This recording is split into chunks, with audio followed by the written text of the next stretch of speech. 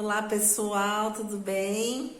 Chegamos então no nosso 13º capítulo deste livro, Nos Domínios da Mediunidade.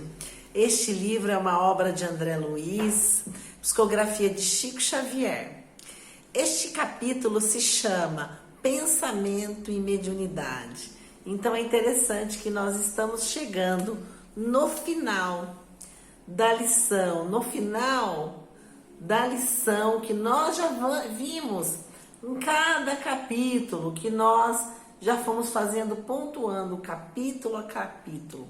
Desdobramento em serviço, sonambulismo torturado, vários capítulos sobre sonambulismo, todos que nos atestam do trabalho mediúnico dessa equipe.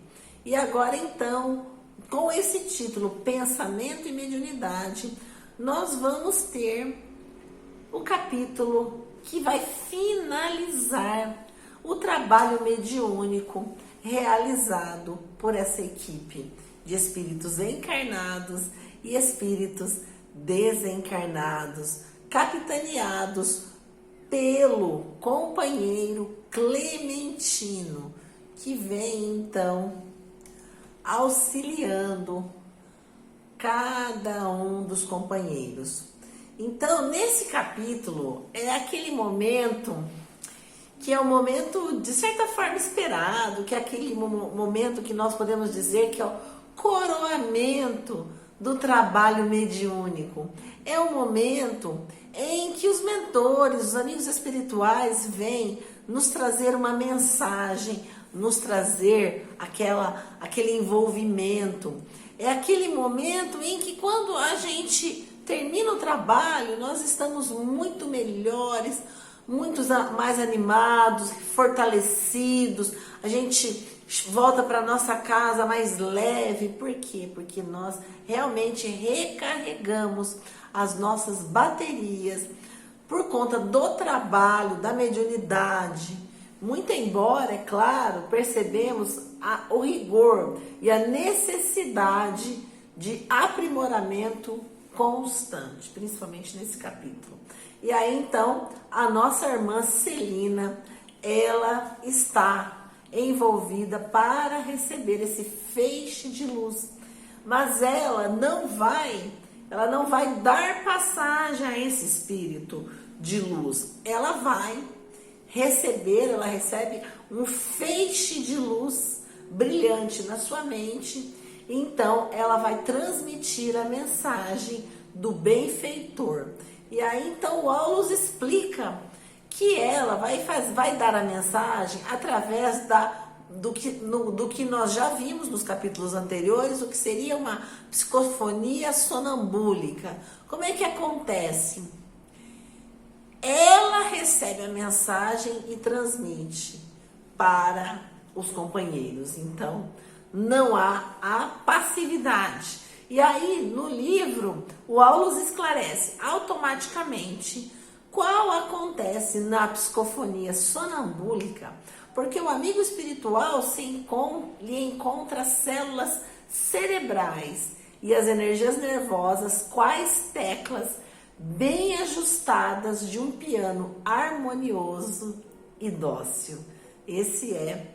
E aí todos ficaram fixando o olhar no jato de luz safirina que envolvia a médium Celina. Foi então que o mentor, esse espírito, então trouxe a mensagem que se chama: em matéria de mediunidade, não nos esqueçamos do pensamento. E é por isso que o tema desse capítulo é o pensamento e mediunidade.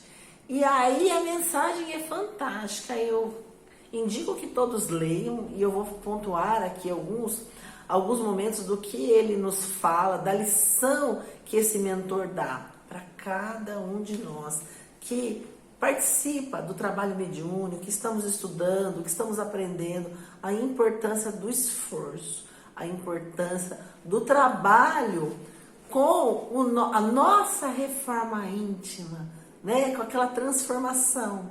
Então ele fala assim: a lei divina é o bem de todos.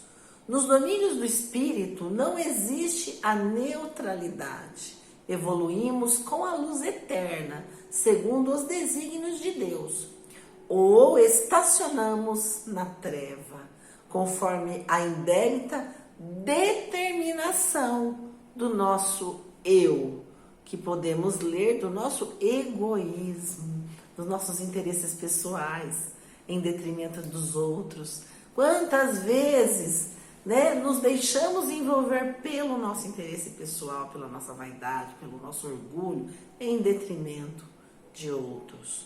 Então ele dá mensagem aqui, a resultante visível de nossas cogitações mais íntimas, aqueles pensamentos que a gente acha que é só nosso, denuncia a condição espiritual que nos é própria e quanto se afinam com a natureza de nossas inclinações e desejos, aproximam-se de nós pelas amostras de nossos pensamentos. Vejam, meus irmãos, a importância desse domínio dos pensamentos, porque nós somos um livro aberto, uma vitrine para os espíritos. Então, o controle dos nossos pensamentos, dos nossos desejos mais íntimos é muito importante. E aí ele continua: vigiemos o pensamento, purificando-o no trabalho incessante do bem, no trabalho incessante do bem, para que arrojemos de nós a grilheta capaz de acorrentar-nos a obscuros processos de vida inferior. Pelo pensamento, escravizamo-nos a troncos de suplício infernal, sentenciando-nos por vezes a séculos de peregrinação nos trilhos da dor e da morte. A mediunidade torturada não é senão o enlace de almas comprometidas em aflitivas provações nos lances do reajuste. Lembram do capítulo da mediunidade torturada, sonambulismo torturado, onde aquela pessoa que estava sofrendo, ela estava sofrendo oriunda do seu passado, das ações que ela teve no passado e no presente, fazendo o aborto daquele espírito que era o seu inimigo. Então vejam que importante essa lição, porque esse espírito ele vem fazer um enlace de todas as comunicações que tiveram, todas as situações, como que fizesse a conclusão daquele trabalho mediúnico. E ninguém é médium na elevada conceituação do termo somente porque se faça órgão de comunicação entre criaturas visíveis e invisíveis. Não basta por si só a sensibilidade. É necessário muito mais para conquistar a posição de trabalho a que se nos destinamos de conformidade com os princípios superiores que nos enaltecem. O roteiro é necessário concretizar-lhes a assistência, a essência em nossa estrada, por intermédio do testemunho de nossa conversão ao amor santificante. Vejam que belíssima mensagem.